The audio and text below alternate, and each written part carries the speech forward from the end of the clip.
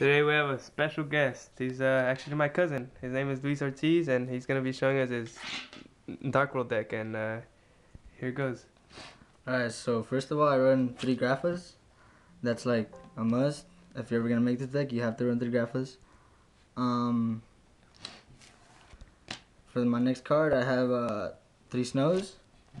This is the card that you use to search for whatever you want once you dump it off to the grave. I run 3 Golds. I was debating whether to run 3 of this card or not, but I decided to go for it because I used to run an Infinity Avenger and it pissed me off because it never did anything for me. So I just put another one of these guys. I run 2 Silvas because 3 would be too much. It would just be a dead draw if I don't have a way to discard him. I run 3 Beige because he's a easy special summon and he's a normal summon also, so I could always use him to bring back Grapha. I'll use Browse. I only run 2 of them because, well, I need him to draw and I can't never really attack with them because they're a piece of crap, but they're 14 attack and they're 800 defense. 1 Khaki in case I need to pop like some big shitter, like a Chishula or something. Morphing Jar, flip, you send all your cards to the grave. That's something that you also need to have for this deck. I run a Clock Resonator. It stalls because it needs to be attacked twice, and every once in a while I synchro.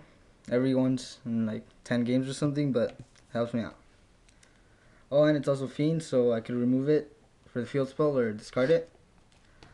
I run 3 Dark Gold Evenings. This card sometimes messes a lot of people up because it's kind of hard to decide on what to discard, but it goes with the deck. 3 Dark Gold Lightnings. One of the most hated cards, I've been told by my friends, because it's easy to destroy a face down either spell, trap, or monster. A Cheerful Coffin. I haven't seen many people run this card with Dark Rolls, but I found it and, well, I fell in love with it. It's a pretty good card. It doesn't do much. All it is you could discard up to 3 cards from your hand, but whenever you have, like, let's say 2 Graphas and a gold, it'll like really help you out. Card Destruction, it's a staple for the deck. 3 Gates of the Dark World. This is also a staple for the deck. Allure of Darkness. Dark Hole and Monster Born staples. Skill Drain. This card I was debating whether to put it in here or not, but I decided to go with it. It's it doesn't really do much to you. Actually, nothing really happens except for the Clock Resonator and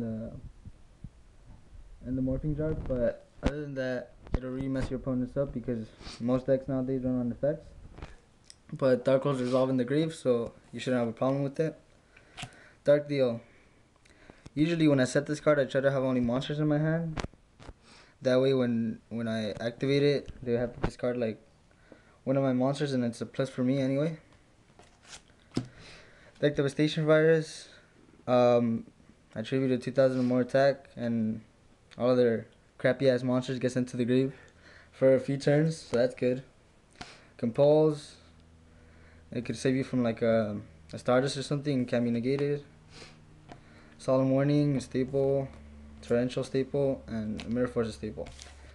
For my extra deck, I only run 3 monsters because usually that's the only thing I could get out.